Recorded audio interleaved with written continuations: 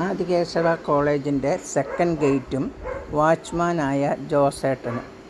ഇത് കോളേജിൻ്റെ കോറിഡോർ. ഇതാണ് കോളേജ് ഓഫീസ് റൂം. ആദികേശവ കോളേജിൻ്റെ ക്യാൻറ്റീൻ. അവിടെ ഇടയ്ക്കിടയ്ക്ക് കുട്ടികൾ വന്ന് സൊറ പറഞ്ഞിരിക്കാറുണ്ട്. ക്യാൻറ്റീൻ നടത്തുകാരനായ റോഷനാണ് ഋഷിക്കും സൂര്യയ്ക്കും സമീപം. ആദികേശവ കോളേജ് ലൈബ്രറിയാണ് ഈ കാണുന്നത്. ഇതാണ് മെക്കാനിക്കൽ ലാബ്. ഇത് സൂര്യയുടെ ക്ലാസ് റൂം.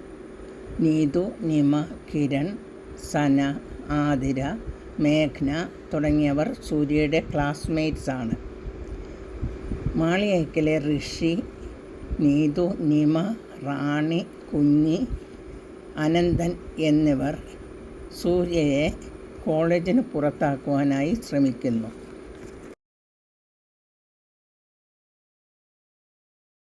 സൂര്യ വളരെ കഷ്ടപ്പാടിലൂടെയാണ് ചെറുപ്പം മുതലേ മുൻപോട്ട് പോയിക്കൊണ്ടിരിക്കുന്നത്.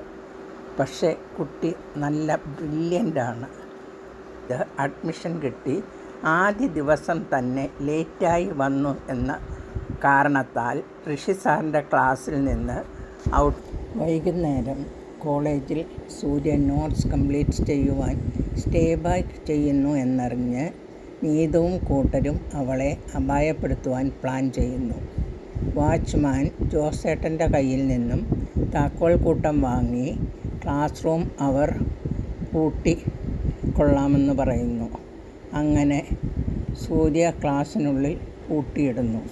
സൂര്യ നോക്കിയപ്പോൾ ഡോർ ലോക്കായതായി മനസ്സിലായി. അപ്പോൾ ജോസേട്ടനെ വിളിക്കുന്നു. കുറേ വിളിച്ചു, ആരും കേൾക്കുന്നില്ല. വിളിച്ച് മയങ്ങിപ്പോകുന്നു. ഇതിനിടയിൽ ഏതോ ഒരു മയക്കു വാതകം കിരണും കൂട്ടരും സൂര്യയുടെ മുറിയിൽ നിക്ഷേപിക്കുന്നു. അത് ശ്വസിച്ച് സൂര്യ മയങ്ങി വീഴും. സമയമായിട്ടും സൂര്യ വിളിക്കാത്തതുകൊണ്ട് അതിഥി സൂര്യ ട്രൈ ചെയ്യുന്നു. ഫോൺ സ്വിച്ച് ഓഫ് ആയതിനാൽ കിട്ടുന്നില്ല. അതിഥി വേഗം ഹോസ്റ്റൽ വാർഡനെ വിളിക്കുന്നു.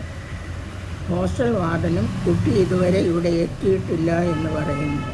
പരിഭ്രാന്തയായി അതിഥി ആദിയെ വിളിക്കുന്നു. സൂര്യ ഇതുവരെ ഹോസ്റ്റലിൽ ചെന്നിട്ടില്ല എന്ന് ആദിയോട് പറയുന്നു. ആദിയുടെ അടുത്ത് കാര്യങ്ങളെല്ലാം സംസാരിക്കുന്നു. കുട്ടിയെപ്പറ്റി എന്തെങ്കിലും അറിഞ്ഞാൽ ഉടൻ അറിയിക്കണമെന്ന് പറയുന്നു. ആദിയും ഋഷിയും കോളേജിലെത്തി ജോസിൻ്റെ സഹായത്തോടെ സൂര്യയുടെ ക്ലാസ് റൂം തുറന്നു നോക്കുന്നു. അപ്പോൾ അവിടെ സൂര്യ ബോധം കെട്ട് കിടക്കുന്ന കാഴ്ചയാണ് അവർ കണ്ടത്. വേഗം ആദി സൂര്യയെ കൈകളിൽ കോരിയെടുത്ത് ആശുപത്രിയിൽ എത്തിക്കുന്നു. ആശുപത്രിയിലെ ഡോക്ടർ പരിശോധിച്ചതിന് ശേഷം മരുന്നുകളൊക്കെ കുറിക്കുന്നു. അതിനുശേഷം ആദി അതിഥിയെ വിളിച്ച് നല്ല മൃദുലമായ ഭാഷയിൽ കാര്യങ്ങൾ വ്യക്തമാക്കി.